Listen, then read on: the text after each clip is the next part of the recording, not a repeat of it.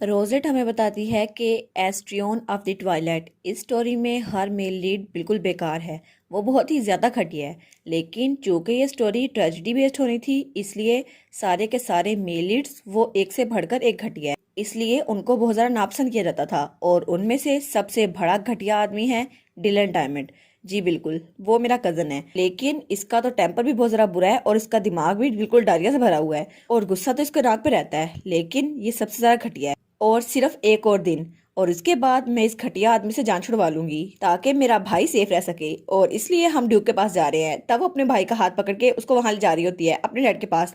तो वो कहती है बस मैं अब उस घटिया आदमी से जान छुड़वा लूंगी अपने भाई की। और स्टेप 1, सबसे पहले उसे अपने फादर के पास रिपोर्ट करो। रोजलिट का डैड वो रिपोर्ट पढ़ते हुए कहता है लेट्स सी, तो तुम रियोन को अपनी फैमिली में ऐड करना चाहती हो, है ना, और डिलन को पनिश करना चाहती हो। और वो था उसका फादर ड्यूक एडवर्ड रॉक्सबर्ग। और उसकी खूबी ये थी वो हमेशा बिजी रहता था। तो वो कहती है हाँ मैं यही चाहती हूँ। तो डिलन चिल्ला कहता है तुम सीरियस हो, तुम ट्रैश। तो वो कहती है क्या ट्रैश, तुम मुझे ट्रैश कह रहे हो? लेकिन अगर तुम मुझे ट्रैश कह रहे हो तो इसका मतलब है कि ये स्टडी ये ट्रैश कैन है, और अगर ये स्टडी ट्रैश कैन है तो ड्यूक जो यहाँ पे हमेशा रहते हैं वो भी ट्रैश है। तो दूसरे लफ्जों में तुम ड्यूक को ट्रैश कह रहे हो। तो ड्यूक कहता है समझ गया मैं, मार डालो इसे। तो वो कहता है क्या तुम लोग सब के सब पागल हो गए हो? तो ड्यूक कहता है ठीक है, रियोन की एजुकेशन अभी से स्टार्ट हो सकती है और फिर इस बदतमीज नेफ्यू के एग्जीक्यूशन के लिए तुम्हें अपने अंकल लुइस के पास जाना होगा, उनका अप्रूवल लेना होगा। और तब वो डॉक्यूमेंट्स देते हुए कहता है मैं बहुत जरा बिजी हूँ, तो तुम्हारे पास एक दिन है, ये सब खुद कर लो। तो वो बड़ी जरा खुश हो जाती है। वो कहती है हाँ हाँ माय लॉर्ड मैं ये कर लूंगी। तो डिलन कहता है क्या?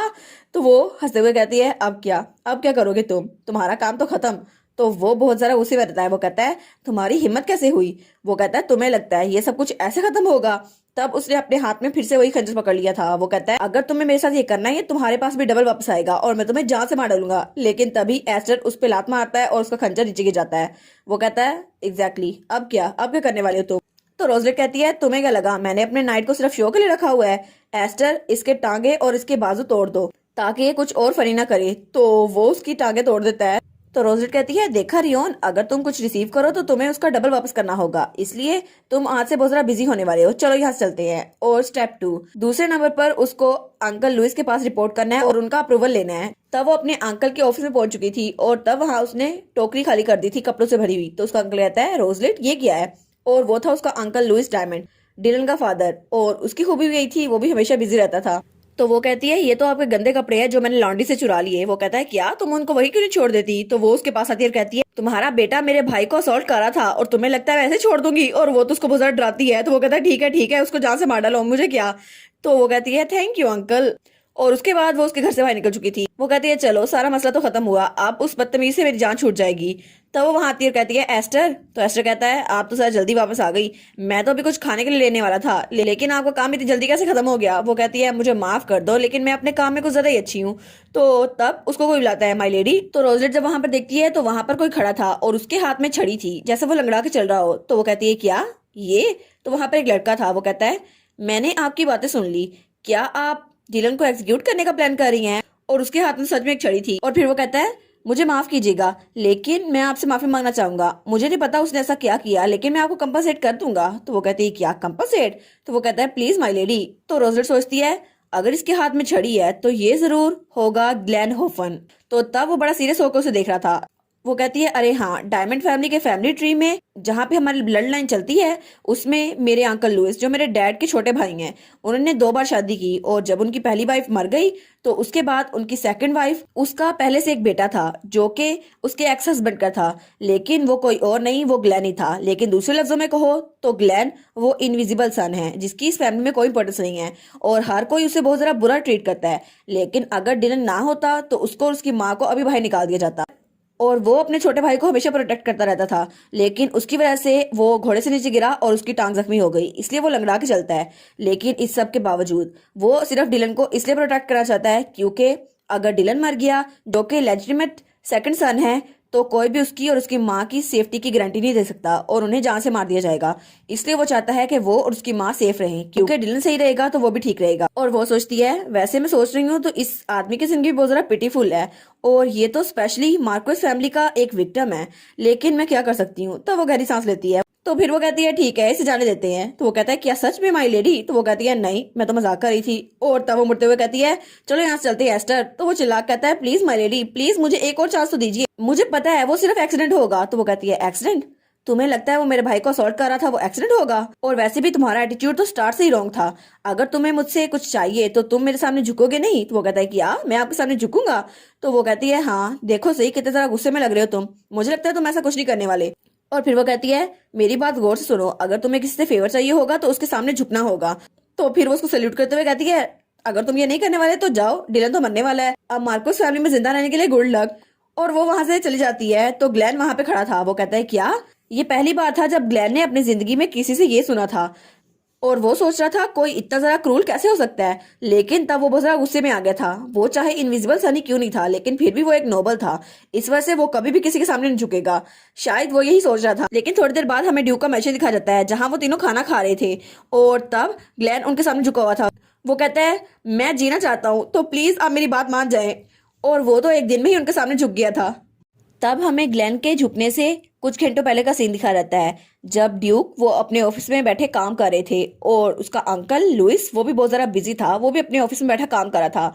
और हमारी हीरोइन वो भी अपने ऑफिस में चाय पीते हुए काम कर रही थी। वो सोचती है एक फैमिली मेंबर की एग्जीक्यूशन हो रही है, लेकिन फिर भी ड्यूकल फैमिली बहुत ज़्यादा बिजी है हमेशा की तरह।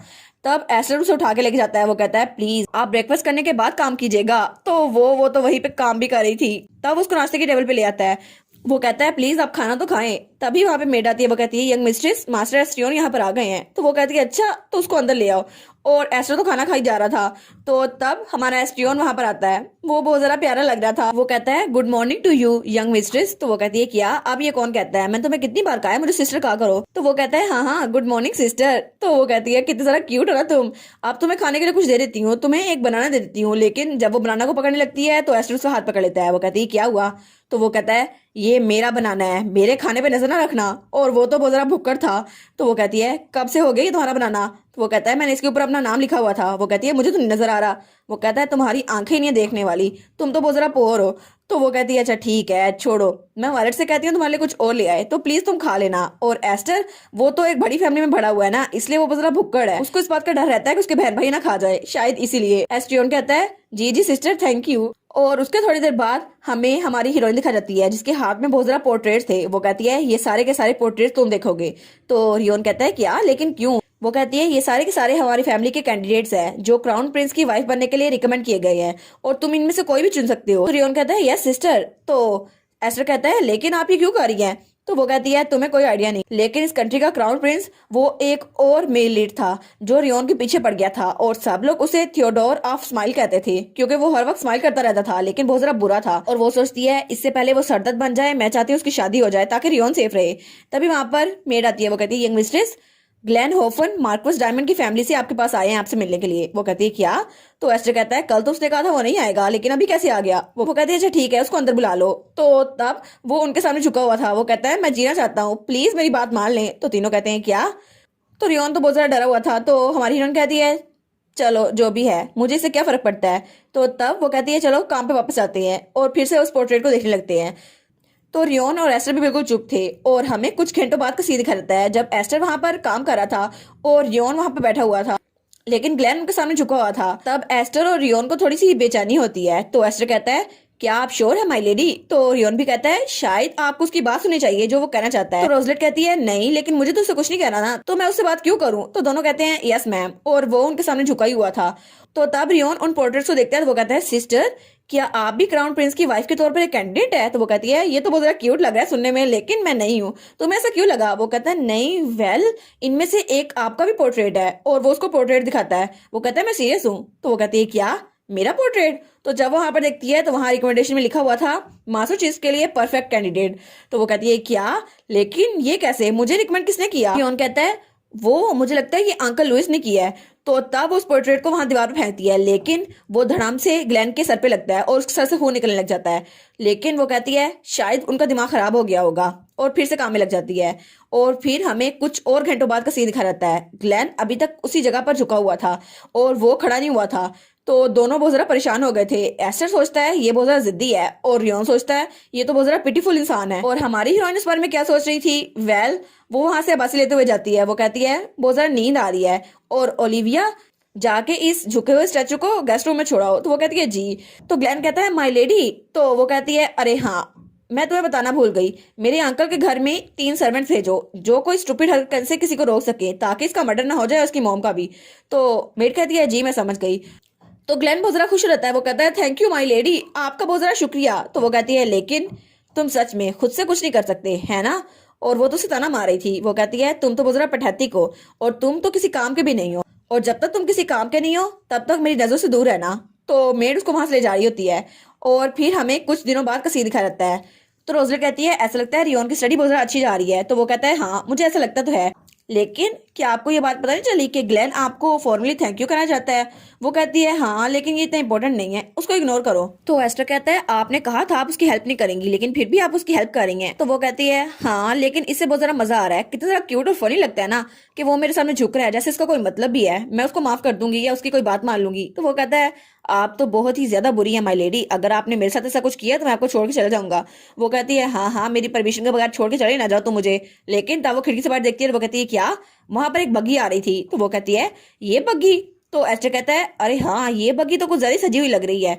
तो वो कहती है ऐसा लगता है ये तो रॉयल कैरिज है, लेकिन रॉयल कैरिज यहाँ पर क्यों आएगी? तब वो वहां देखती है तो एस्टर उसको देखता है और तब वो उसको घूरता है तो दोनों उनको जैसे कुछ एहसास होता है। तो हमारी हीरोइन चिल्ला के कहती है एस्टर जल्दी भागो, और वो उसको उठा के वहां से भागने लगता है। वो कहती है जल्दी करो, अगर ये बग्गी यहाँ पर आई है तो इसका मतलब ये पार्टी इनविटेशन है और हमें हर हाल में इस बग्गी तक जाना होगा ताकि हमें वो पार्टी इनविटेशन मिल सके। और तब हमें बताया जाता है कि ये एक रेगुलर बाल था जिसमें क्राउन प्रिंस के लिए फ्यूचर वाइफ ढूंढी जाती थी, लेकिन अगर कोई भी इस बाल में इनवाइट होता था तो इसका ये मतलब था कि उसको अपनी ऑफिशियल ड्यूटी से थोड़ी देर के लिए टाइम मिल गया है। लेकिन इसका ये मतलब था कि बाकी घर के अफराद को वो काम करना पड़ता था सारा का सारा, और उसके लिए तो बहुत ज्यादा मुश्किल था। तब एस्टर उसको लेकर भाग रहा था बहुत ज्यादा जल्दी से। तो तब वो कहती है दूसरे लफ्जों में अगर मुझे वो इनविटेशन ना मिला तो मैं बहुत ज्यादा परेशान हो जाऊंगी और मुझे सारा काम करना पड़ेगा डॉक्यूमेंट्स का। तो वो कहती है चाहे कुछ भी हो जाए वो इनविटेशन मेरा है, मैं उसको लेकर आऊंगी, समझ गए? तो एस्टर कहता है जी बिल्कुल मैं समझ गया। और तब वो बग्गी उनके गेट से अंदर दाखिल हो गई थी। तो तभी उसका डैड और उसका बॉडीगार्ड भी वहां से आ रहे थे। वो कहते हैं डैम इट। तो वो कहती है डैड आप भी आ रहे हैं?